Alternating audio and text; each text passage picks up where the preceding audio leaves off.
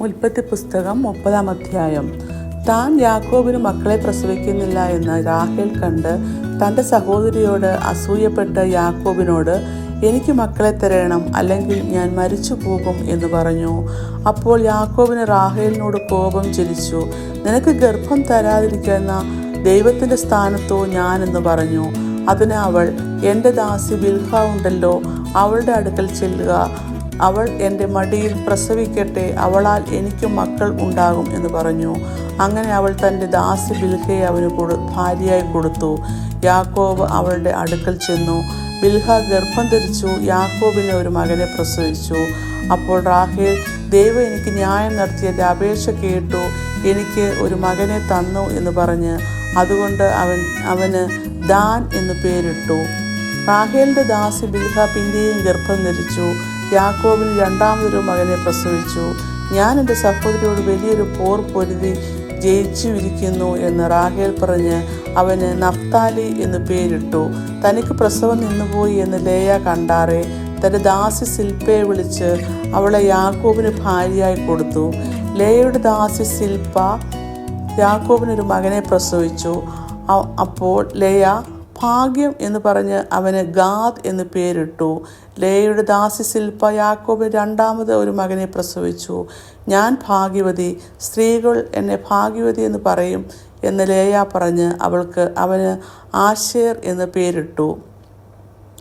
ഗോതമ്പ് കൊയ്ത്തുകാലത്ത് രൂബേൻ പുറപ്പെട്ട് വയലിൽ ദുദായിപ്പഴം കണ്ട് തൻ്റെ അമ്മയായ ലേയയുടെ അടുക്കൽ കൊണ്ടുവന്നു. റാഹേൽ ലേയയോട്, നിന്റെ മകൻ്റെ ദൂദായിപ്പഴം കുറെ എനിക്ക് തരണം എന്ന് പറഞ്ഞു. അവൾ അവളോട്, നീ എൻ്റെ ഭർത്താവിനെ എടുത്ത് പോരെയോ, എൻ്റെ മകൻ്റെ ദൂദായിപ്പഴവും കൂടെ വേണമോ എന്ന് പറഞ്ഞതിന് റാഹേൽ, ആകട്ടെ, നിൻ്റെ മകൻ്റെ ദൂദായിപ്പഴത്തിന് വേണ്ടി ഇന്ന് രാത്രി അവൻ നിന്നോടുകൂടെ ശയിച്ചു കൊള്ളട്ടെ എന്ന് പറഞ്ഞു. യാക്കോബ് വൈകുന്നേരം വയലിൽ നിന്ന് വരുമ്പോൾ ലേയ അവനെ എഴുത്തിലേറ്റ് ചെന്നു. നീ എൻ്റെ അടുക്കൽ വരണം, എൻ്റെ മകൻ്റെ ദുദായിപ്പഴം കൊണ്ട് ഞാൻ നിന്നെ കൂലിക്ക് വാങ്ങിയിരിക്കുന്നു എന്ന് പറഞ്ഞു. അന്ന് രാത്രി അവൻ അവളോടുകൂടെ ശയിച്ചു. ദൈവം ലേയയുടെ അപേക്ഷ കേട്ടു. അവൾ ഗർഭം ധരിച്ച് യാക്കോബിന് അഞ്ചാമതൊരു മകനെ പ്രസവിച്ചു. അപ്പോൾ ലേയ, ഞാൻ എൻ്റെ ദാസിയെ എൻ്റെ ഭർത്താവിന് കൊടുത്തതുകൊണ്ട് ദൈവം എനിക്ക് കൂലി തന്നു എന്ന് പറഞ്ഞ് അവന് ഇസ്സാഖാർ എന്ന് പേരിട്ടു. ലേയ പിന്നെയും ഗർഭം ധരിച്ചു, യാക്കോബിന് ആറാമതൊരു മകനെ പ്രസവിച്ചു. ദൈവം എനിക്ക് ഒരു നല്ല ദാനം തന്നിരിക്കുന്നു, ഇപ്പോൾ എൻ്റെ ഭർത്താവ് എന്നോട് കൂടെ വസിക്കും, ഞാൻ അവന് 6 മക്കളെ പ്രസവിച്ചുവല്ലോ എന്ന് ലേയ പറഞ്ഞ് അവന് സെബുലൂൻ എന്ന് പേരിട്ടു. അതിനുശേഷം അവൾ ഒരു മകളെ പ്രസവിച്ചു, അവൾക്ക് ദീന എന്ന് പേരിട്ടു. ദൈവം റാഹേലിനെ ഓർത്തു. ദൈവം അവളുടെ അപേക്ഷ കേട്ടു, അവളുടെ ഗർഭത്തെ തുറന്നു. അവൾ ഗർഭം ധരിച്ചു ഒരു മകനെ പ്രസവിച്ചു. ദൈവം എൻ്റെ നിന്ന നീക്കിക്കളഞ്ഞിരിക്കുന്നു എന്ന് പറഞ്ഞു. യഹോവ എനിക്ക് ഇനിയും ഒരു മകനെ തരുമെന്നും പറഞ്ഞ് അവന് യോസഫ് എന്ന് പേരിട്ടു. റാഹേൽ യോസഫിനെ പ്രസവിച്ച ശേഷം യാക്കോബ് ലാബാനോട്, ഞാൻ എൻ്റെ സ്ഥലത്തേക്കും ദേശത്തേക്കും പോകുവാൻ എന്നെ അയക്കണം. ഞാൻ നിന്നെ സേവിച്ചതിൻ്റെ പ്രതിഫലമായ എൻ്റെ ഭാര്യമാരെയും മക്കളെയും എനിക്ക് തരണം. ഞാൻ പോകട്ടെ, ഞാൻ നിന്നെ സേവിച്ച സേവ നീ അറിയുന്നുവല്ലോ എന്ന് പറഞ്ഞു. ലാബാൻ അവനോട്, നിനക്ക് എന്നോട് ദയയുണ്ടെങ്കിൽ പോകരുതേ, നിന്റെ നിമിത്തം യഹോവ എന്നെ അനുഗ്രഹിച്ചു എന്ന് എനിക്ക് ബോധ്യമായിരിക്കുന്നു. നിനക്ക് എന്തു പ്രതിഫലം വേണം എന്ന് പറക, ഞാൻ തരാമെന്ന് പറഞ്ഞു. അവനോട്, ഞാൻ നിന്നെ എങ്ങനെ സേവിച്ചുവെന്നും നിന്റെ ആട്ടിൻകൂട്ടം എൻ്റെ പക്കൽ എങ്ങനെ ഇരുന്നു എന്നും നീ അറിയുന്നു.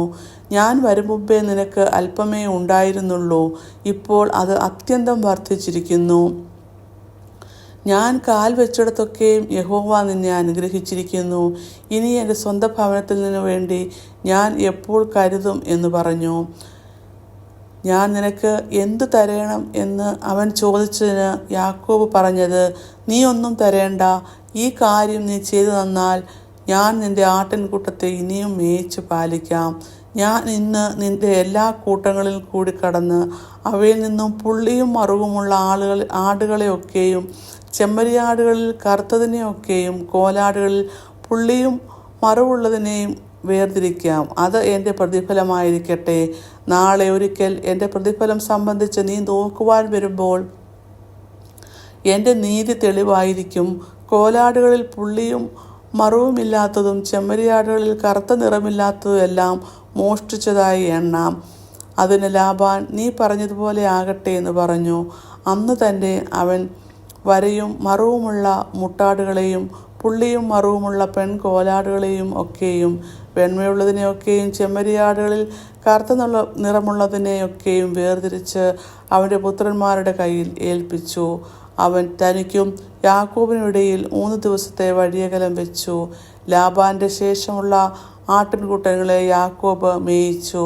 എന്നാൽ യാക്കോബ് പുന്നവൃക്ഷത്തിൻ്റെയും ബദാം വൃക്ഷത്തിൻ്റെയും അരിഞ്ഞ വൃക്ഷത്തിൻ്റെയും പച്ചക്കൊമ്പുകളെ എടുത്ത് അവയിൽ വെള്ള കാണാതെ വണ്ണം വെള്ളവരയായി തോലുരിച്ചു.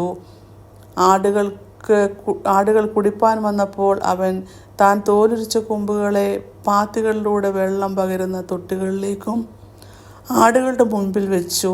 അവ വെള്ളം കുടിപ്പാൻ വന്നപ്പോൾ ചനയേറ്റു. ആടുകൾ കൊമ്പുകളെ കണ്ടുകൊണ്ട് ചനയേറ്റ് വരയും പുള്ളിയും മറുവുമുള്ള കുട്ടികളെ പെറ്റു. ആ ആട്ടിൻകുട്ടികളെ യാക്കോബ് വേർതിരിച്ചു. ആടുകളെ ലാബാൻ്റെ ആടുകളിൽ വരയും മറുവുമുള്ള എല്ലാറ്റിനും അഭിമുഖമായി നിർത്തി. തൻ്റെ സ്വന്തം കൂട്ടങ്ങളെ ലാബാൻ്റെ ആടുകളോട് ചേർക്കാതെ വേറെയുമാക്കി. ബലമുള്ള ആടുകൾ ചനയേൽക്കുമ്പോഴൊക്കെയും കൊമ്പുകളെ കണ്ടുകൊണ്ട് ചനയേൽക്കേണ്ടതിന് യാക്കോബ് ആ കൊമ്പുകളെ പാത്തികളിൽ ആടുകളുടെ കണ്ണിന് മുമ്പിൽ വെച്ചു. ബലമില്ലാത്ത ആടുകൾ ചനയേൽക്കുമ്പോൾ അവയെ വെച്ചില്ല. അങ്ങനെ ബലമില്ലാത്തവ ലാബാനും ബലമുള്ളവ യാക്കോബിനുമായി തീർന്നു. അവൻ മഹാസമ്പന്നനായി.